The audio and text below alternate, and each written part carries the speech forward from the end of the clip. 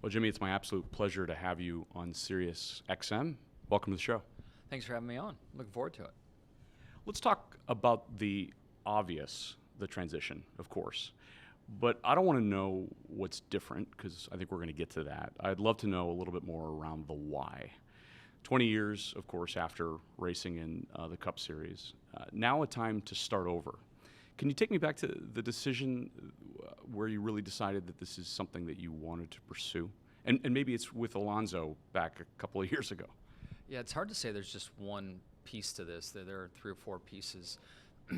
First of all, growing up in Southern California as I did, IndyCar was a much larger sport than NASCAR at that point in time, and I certainly had much more access to IndyCar. And within the off-road industry, which I came up through, many off-road racers made it to IndyCar and were really successful.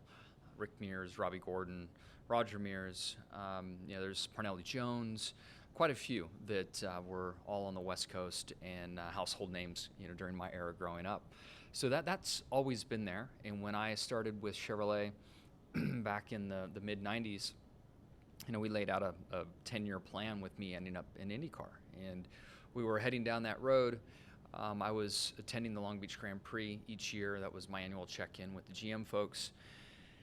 And one of those check-ins, I found out that GM was pulling out of IndyCar the following year, and they weren't sure when they would be back.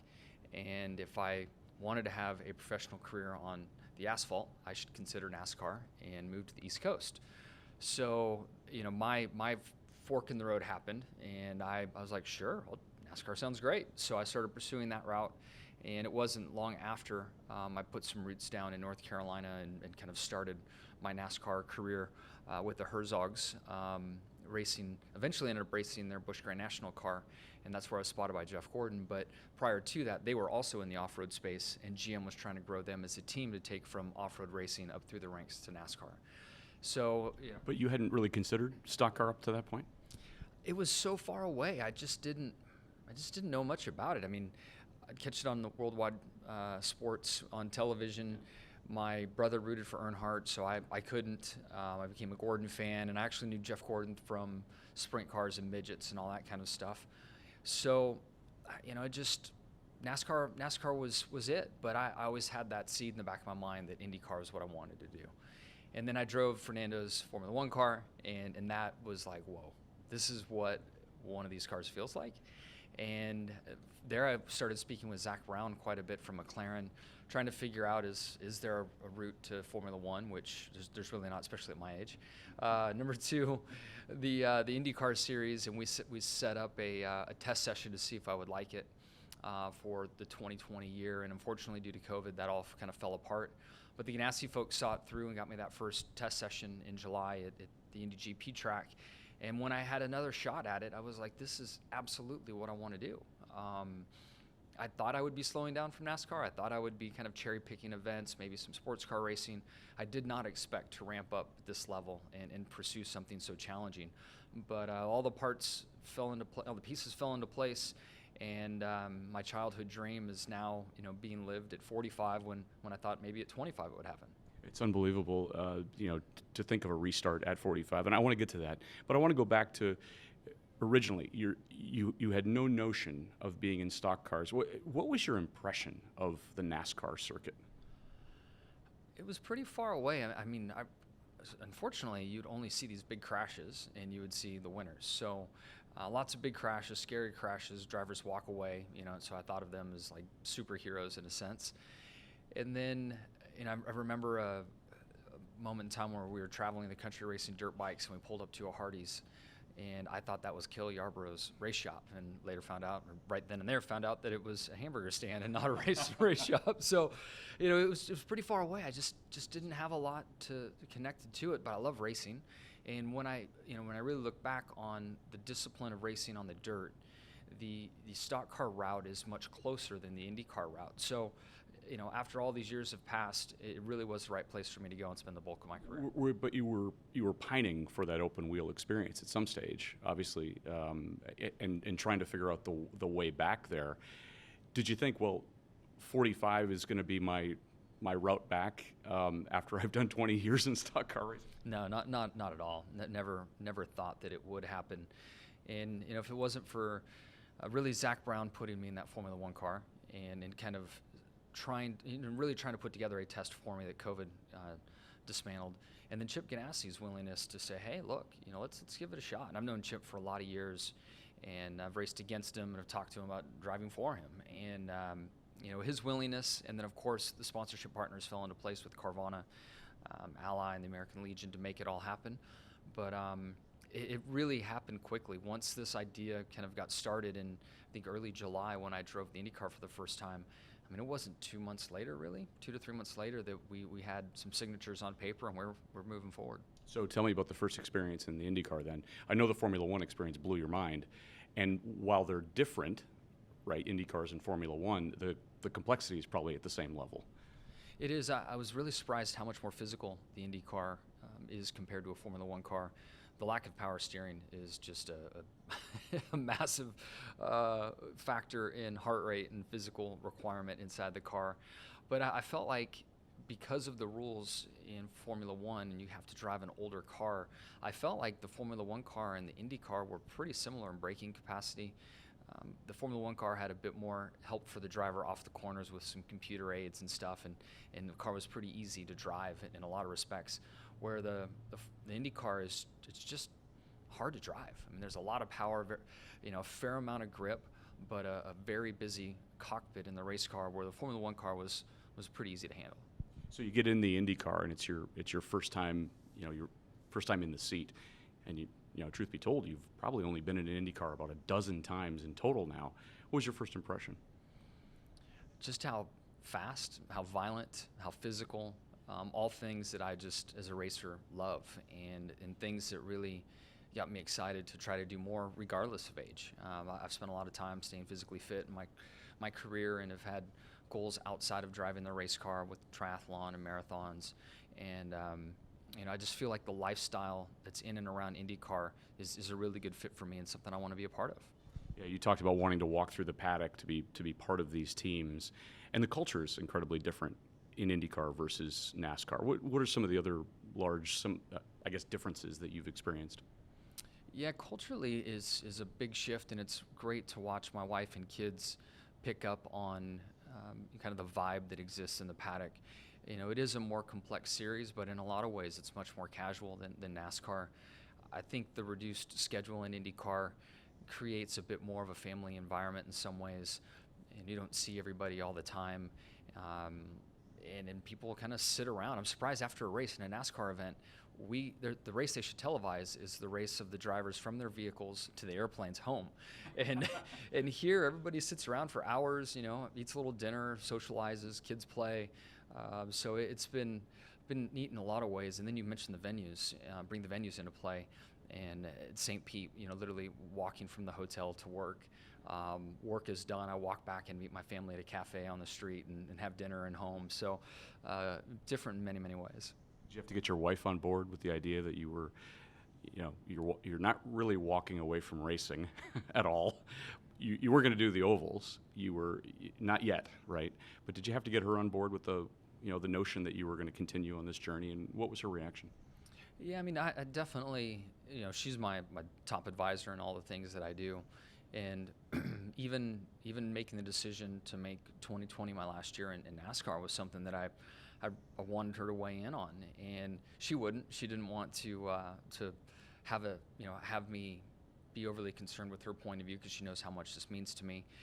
When safety comes into play, she speaks up a little bit more, and in NASCAR she was more comfortable with the safety level. With IndyCar, it's been an interesting evolution, and I think the aero screen, first and foremost, made me comfortable, and then has made her comfortable. And now being around the paddock like I have, now I see that safety level, and I understand a lot more how the oval racing takes place and the safety in the oval racing for Indy cars.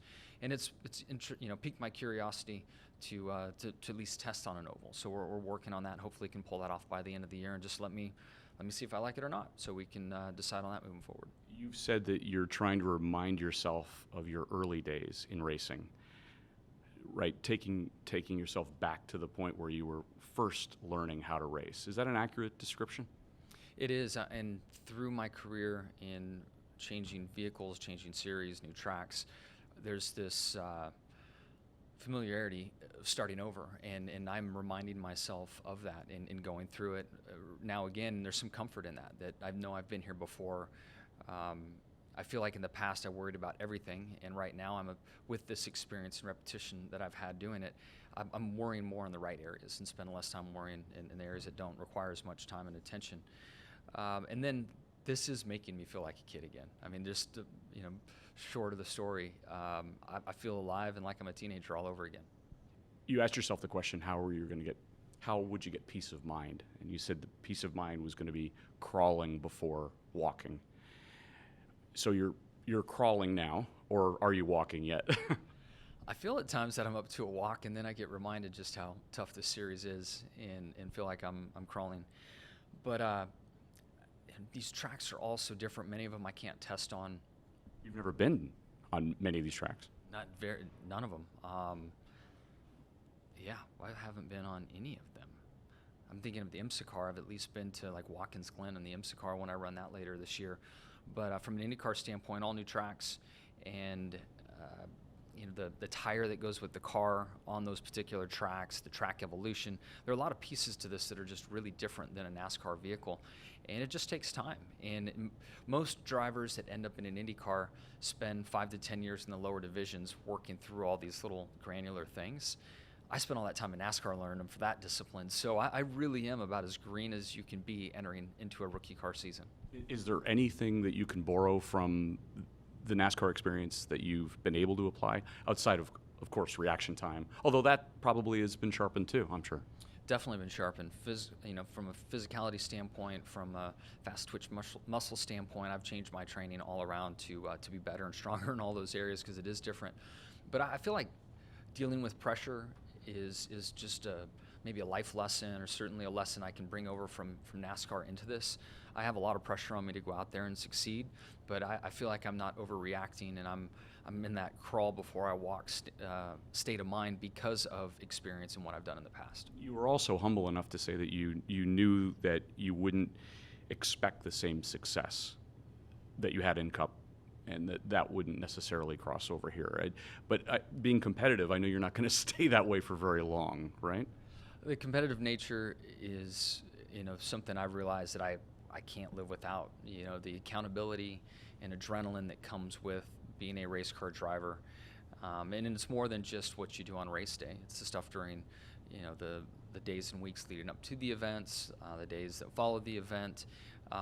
There's a whole thing that I just can't walk away from. I had a chance to after 20 years in NASCAR, and it's just not time. I'm ready for something different, and I feel like there's a lesson in that. After I think it was probably 22 or 23 years in the NASCAR scene, that's a good long career, and we're doing one thing. And I'm like most people out there in the world that, after 20 years at a certain job or certain occupation, you wonder, is there something else that might interest me more? And that's really where I found myself today. Chapter 2, yeah, indeed. Could you have done it earlier? Should you have done it earlier? I don't know. I mean, it's hard to say. And right now I watch the performance that the Chevrolets have and Hendrick Motorsports has in NASCAR and think, should I stay another year? So I'm really trying hard not to look back on all of that. But for the most success in IndyCar, yes, the earlier I come here, the more laps I get, the more reps I get, the better I would be. I do have some clock ticking about regarding how many years I have left. So if I was here sooner, I'd have a longer window in IndyCar and probably better results. There are athletes out there who do have a clock that seems to tick forever, Tom Brady being one of them. Have you noticed any changes? You talked a little bit about your physical routine that's changing. What's been the biggest change you've had to institute in order to remain healthy and, most importantly, to have success on the track? I've thought about it a lot, and I believe, and I don't have really anything to support it, but watching from afar, I'm watching Tom, watching Phil Mickelson and the success he's just recently had, and there's a few other athletes out there that quickly come to mind. I believe that life happens, and life complicates things and eats up a lot of time that young guys don't have. And I think that's why, I mean, sure, there's some physical God-given talent that is sharper when you're younger, but I truly feel that as time goes on, the athletes that have the longer runway are the ones that are so passionate about their sport that they make time to be good at their sport and continue to day in and day out, year after year. And you look at Tom Brady's discipline to his fitness, to his health, studying playbooks, knowing the team, managing the team. Like, that's his life. Other things didn't become his life. And I feel like I've really been dedicated to my craft as well. And that's why I believe I'm having a longer runway. Are you friends with any older athletes who've given you advice? I know plenty of old guys, unfortunately, these days. And a lot of my buddies are all now retired. But yeah, there's bits and pieces of advice. But I could say from when I first got started in the sport, Rusty Wallace was near the end of his career, and he shared his headspace with me from time to time. Dale Jarrett did the same. Matt Kenseth has recently, and Dale Earnhardt Jr. and Jeff Gordon. And when I look through it all and filter it all out, making sure I'm ready is what I really see out of the 5 or 6 names that I've mentioned. I should throw Mark Martin in there because he helps this point I'm trying to make. He kept picking a date and time that said, okay, I should retire here. He tried to, and he wasn't ready, so he'd come back. Rusty Wallace picked a date and time and stuck to it. Was so angry watching after. He's like, I should have never picked that date and time. Like, I want to be out there. So, and I turned to Jeff Gordon. That was the year he wanted to stop. He saw it through to the end. Same with Dale Jr. So making sure that fire is really out is probably the best piece of advice I've received from my friends. So give us a little window into what your routine looks like from a health perspective. Cardio's got to be obviously tremendously different in what you're doing now. I think you told Danica Patrick that your forearms are bigger than they've ever been before. What else are you doing to maintain that level of physical fitness? Yeah, it's much more strength related. I would say some standout things to me. One is grip strength required. I'd also say lower back strength. That's really been a surprise to me, just how important. I've always known core anchors you, but lower back really sets you up to hit the brake pedal as hard as you need to in one of these race cars. And the brake pedal pressure required is staggering, just how hard you stand on the brake pedal each and every time, especially on the fast straightaways. So that's been interesting to me. But on the cardio side, I've always, 4-hour NASCAR races, triathlons, marathons, everything I've always done has been long duration. So I find a nice, comfortable heart rate, lock in on it, real good and disciplined with it, log laps, log miles, log time, whatever it is. In IndyCar, the races are much shorter and a lot more physical, so my heart rate is way higher. So I've had to do a lot more interval training, a lot more anaerobic heart rate work, just to move my lactic threshold higher so that I can, put out the effort required for the 90 minutes to 120 minutes of an IndyCar race. Did you work with anybody in particular to get you there? I know you and Dario are very close, and I'm sure he had some tips on physical routine for IndyCar. Anyone else who you worked with to try to make sure that you were at that peak level? Yeah, I've really leaned on Tony Kanaan and Scott Dixon. Dario admitted that he did just enough to get by, and fitness wasn't his favorite thing. And so I felt like Kanaan and I, with our love of triathlon and cycling that we both share, that he would be a great influence for me. And he quickly turned me on to the folks at PitFit. They're based in Indiana, specialize in getting IndyCar drivers ready to go racing, and have done a great job. Is hydration, you've talked about hydration at length.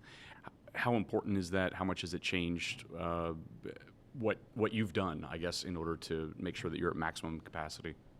Yeah, the intensity is a lot higher. Your opportunity to ingest calories or electrolytes or fluid is much more difficult. We don't have cautions really in these races. So the in-car drinking system is much more vital, and we're really getting into the heat of the summer now to test what I think I've done. So one, I've increased my kind of potential physically, and then two, I've got to get the ingredients right in the beverage that I have in the car to keep myself with the right balance of fluids and electrolytes. Become a bit of a scientist to some extent, a nutritionist for sure. I have. I've learned a lot over the years with triathlon and marathon and previous relationships with sports drink companies. And it sounds gross, but a sweat test, they have these patches that they put on your body. They really do a nice job of telling you what you lose, and then you can figure out the volume you lose, and then try to replace as much of that as possible during the event. Let's talk about the complexity. Danica talked about going from IndyCar to NASCAR. Nobody thought it was going to be easier for her, but she admitted that that it was easier. You mentioned the steering earlier, but what about the complexity of IndyCar? What is it that surprised you about that? Well, physically, I think NASCAR is much less physical, although the cockpit is much hotter. So depending on your experience with heat exposure and the training you do for heat, NASCAR can have a pretty unique challenge to itself. When you're in a NASCAR vehicle, we don't have as much data on the cars at a racetrack. So the driver-crew chief relationship really becomes vital. In IndyCar, we have all this data. The driver's opinion certainly does matter, but they have all this data to really show what is going on, and it's just amazing to me how much is really there. So I can see where Danica coming to NASCAR and needing to really understand shock builds, geometry, all the different sensations that equate to that with the way the car drives, handles, feels, to steer a crew chief in the direction to go. You don't need that here. You need to show up, hit your marks, dial up the intensity, be brave, and be involved in the conversation, but not leading it. So it's been interesting to me to take on a different role and to have so much of the setup driven off of simulation and off of a group of engineers making those decisions than off the seat of my pants. And then the complexity of Formula One takes it to a whole new level. I mean, the respect level for even a circuit like that has to be crazy for you. It is. In talking to Grosjean and some others, like in Formula One, you don't even talk to the team about the balance of the car. They can see it on the screens, and they know what they need to do, and they adjust from there, and they rarely ask the driver for their opinion. What elements do you miss of the NASCAR scene that you were a part of for so long? Probably the people. Yeah, people for sure. Being a part of one team at Hendrick Motorsports for 20 years, and the bond and friendships that I have there. The folks at NASCAR, their drivers, the people really are it. And the cars are fun. They've ended up in a different spot today with their rules package. But you go back a handful of years when we had 800-900 horsepower in one of those cars, they were a lot of fun to drive. Yeah. What advice would you have for others who are considering the same thing that you've done? And maybe there are others who are considering who have consulted you. Yeah, I'm encouraging my friends from the NASCAR side that reach out. I feel like, and I'm as guilty as anyone, I became a very specialized driver just in NASCAR.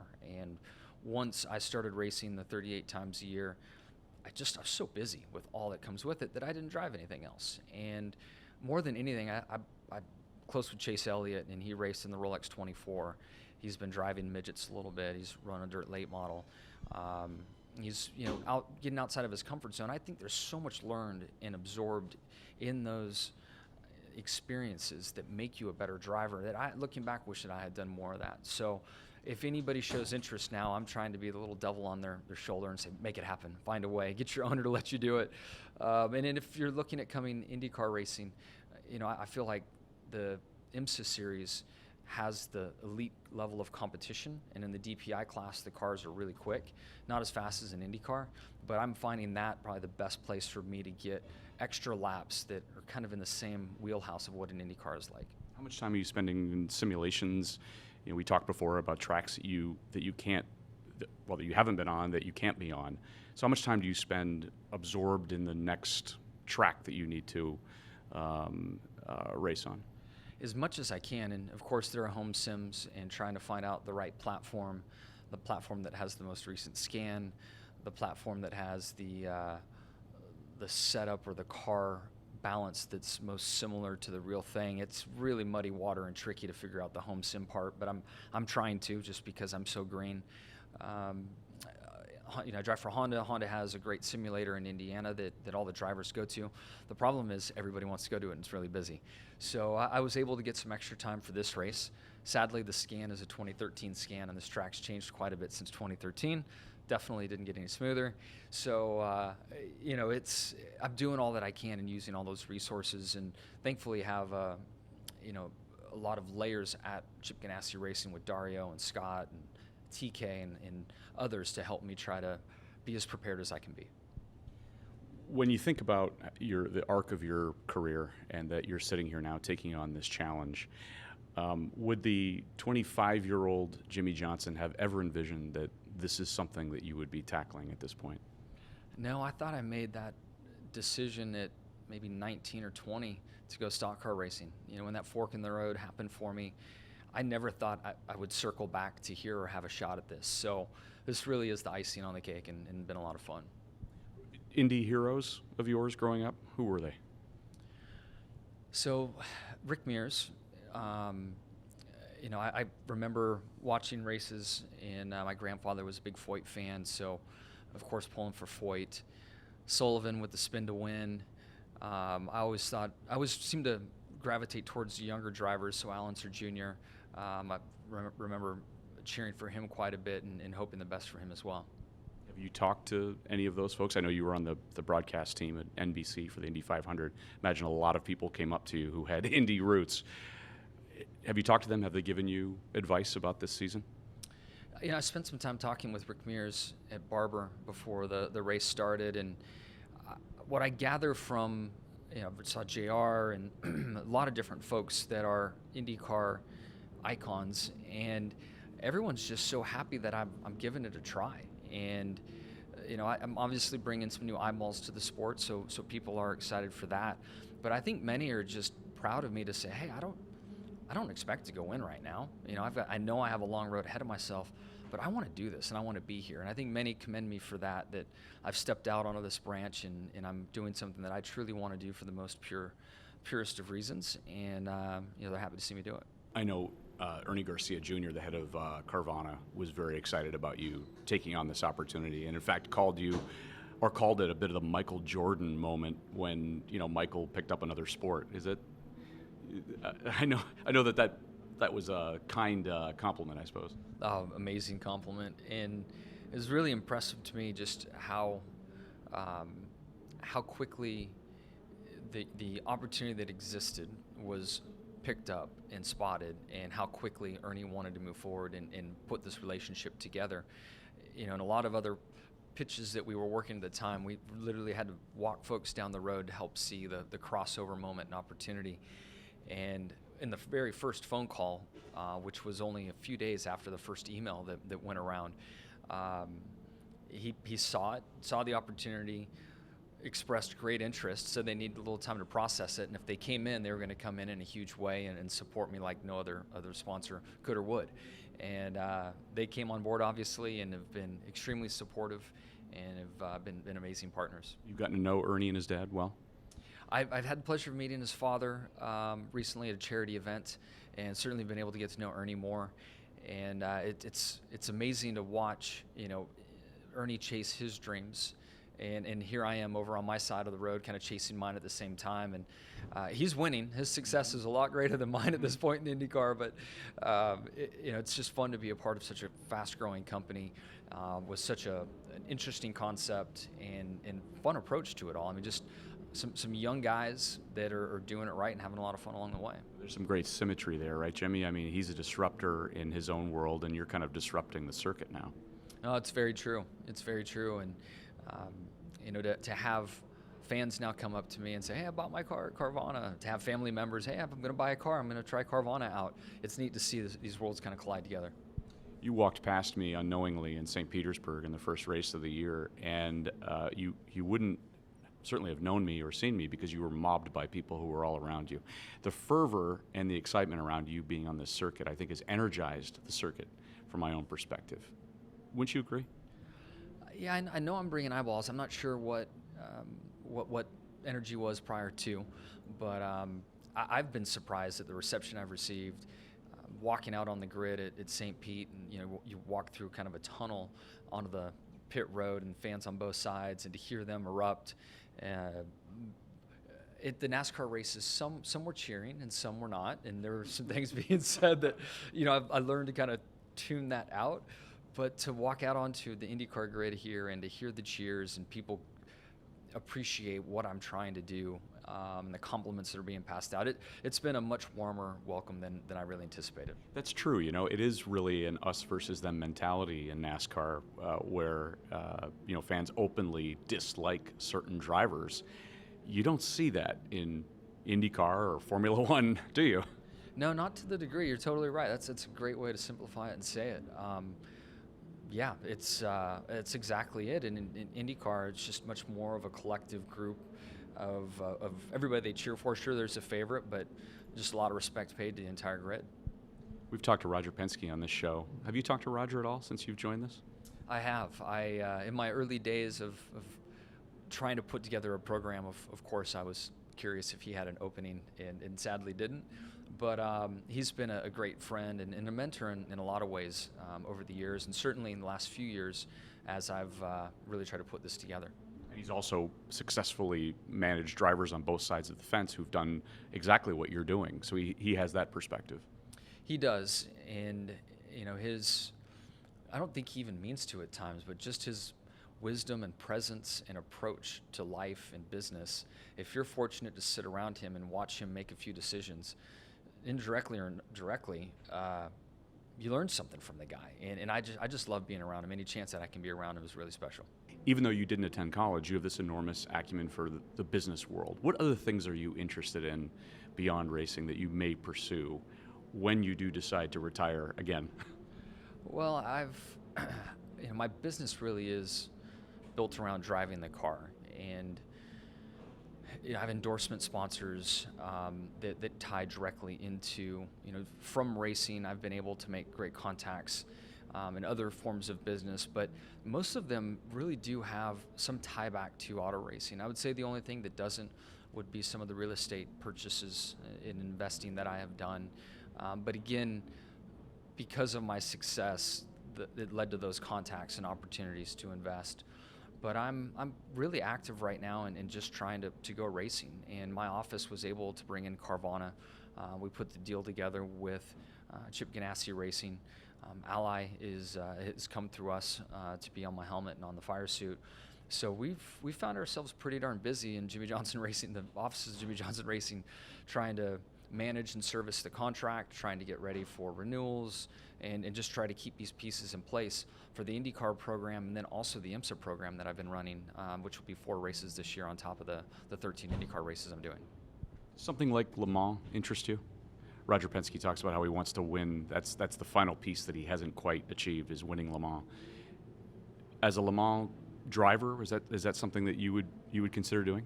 Yeah, without a doubt. That's probably the top race left on my bucket list to experience. I've dabbled in IMSA racing over the years just to try to keep my foot in the door. So when I stopped full-time NASCAR racing, I could go racing around the world and drive sports cars. This IndyCar thing kind of popped up and has derailed that for a year or 2 or 3, whatever it ends up being. But I definitely have a focus on IMSA, the way the rules are going to be re-racked in the LMDH category that's coming along. I hope there are more opportunities for drivers to have a path to Le Mans, and I'm trying to put my name, in the ring in with different teams right now to find my way to Le Mans. You a car guy, Jimmie? A little bit. I'm a race car guy, and I wish that I had more general car knowledge. I do have a small collection of cars. What's in your collection? Let's see. I have a Woody wagon. I have a 51 Merc. I have a 59 Beetle Bug, 67 Camaro. I have one of the first ZR1 Vets. What else do we have? We have an 86 Rolls Royce. I have the Silver Spur, the old executive car, which is just fun to. Why that one? My wife has the Beetle Bug, the Silver Spur, and a Defender 90. We have those were 3 cars she wanted, and if we want to. My wife wants to buy a car, I'm going to support that. She likes to buy plenty of other things, and if she ever wants to buy a car, I'm all in and all about it. But then I have I think it's a 51 step-side Restomod pickup truck that was my daily driver prior to kids. And now with kids, what's your daily driver? Something with airbags and a car seat. That's a good choice. What do your kids think of what you're doing? They love it. I mean, I wish my kids were a little older to experience my last championship or some of those last NASCAR wins that I had. But they're 10-7 now, and birthdays are approaching quickly, and their understanding of what Dad does, is more present and meaningful.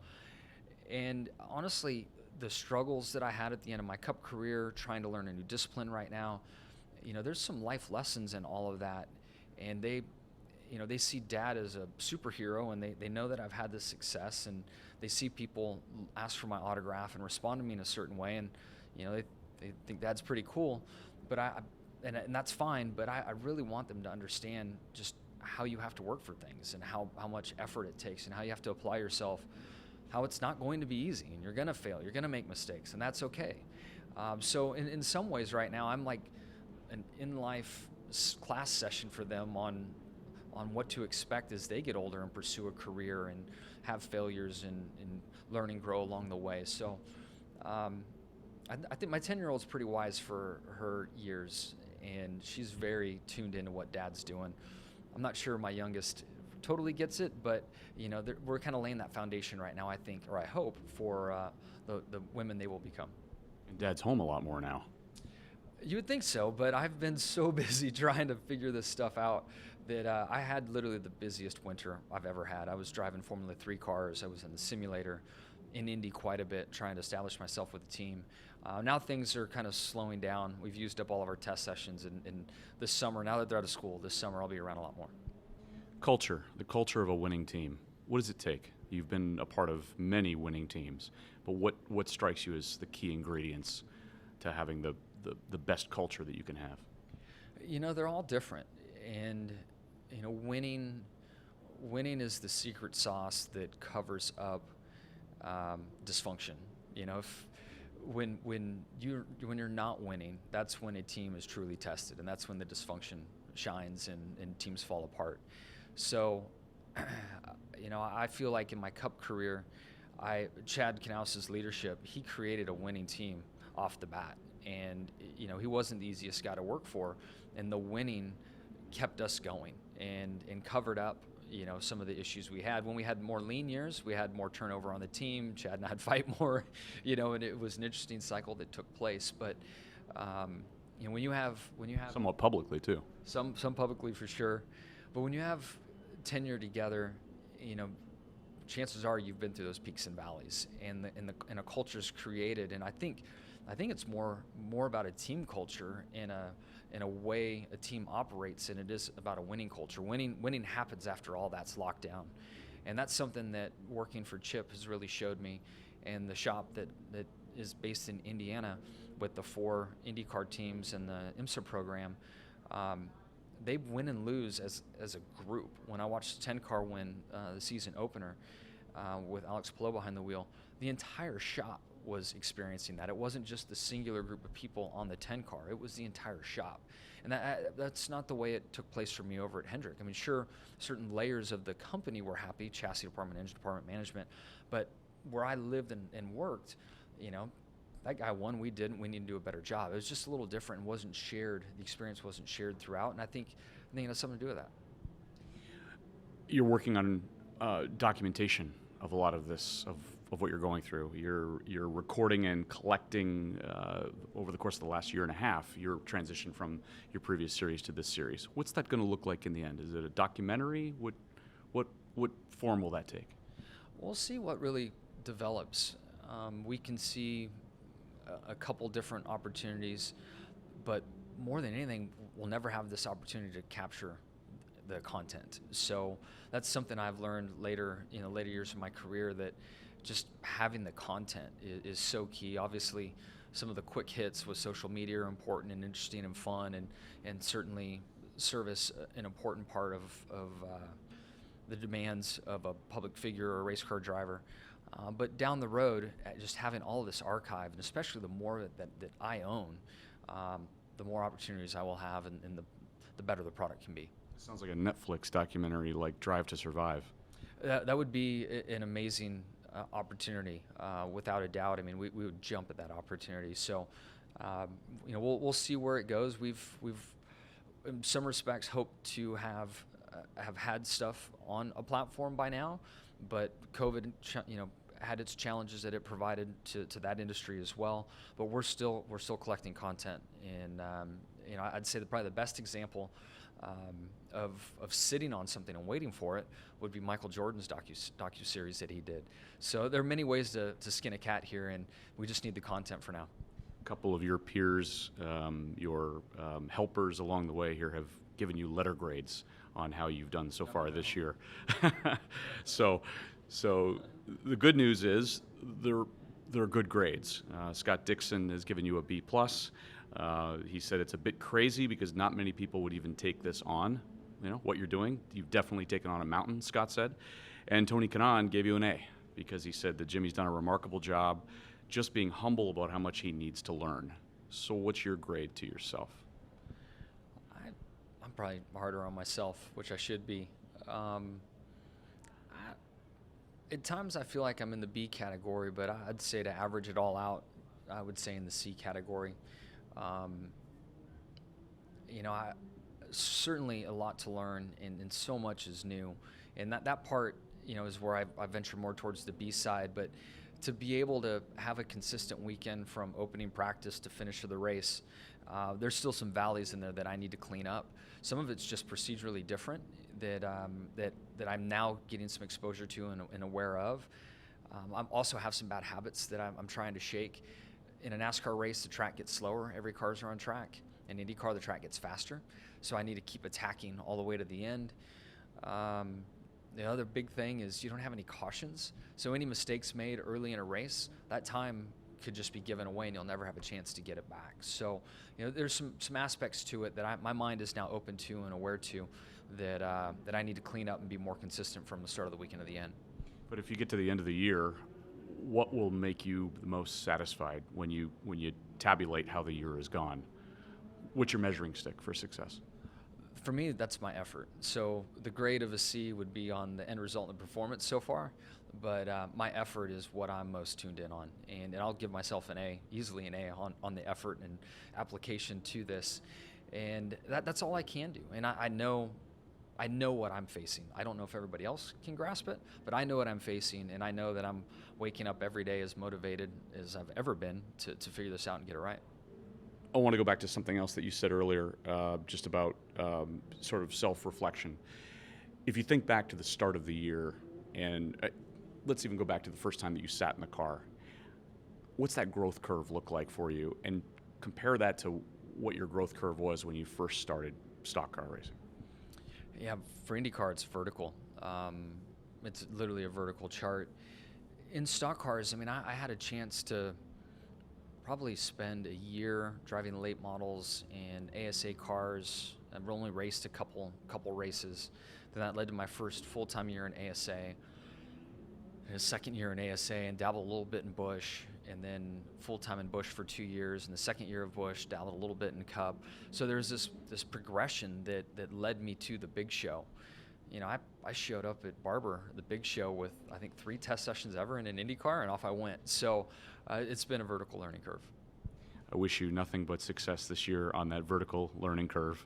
I appreciate it. Thanks for the time. Thanks for being on the show, Jimmie. Got it. Thank you.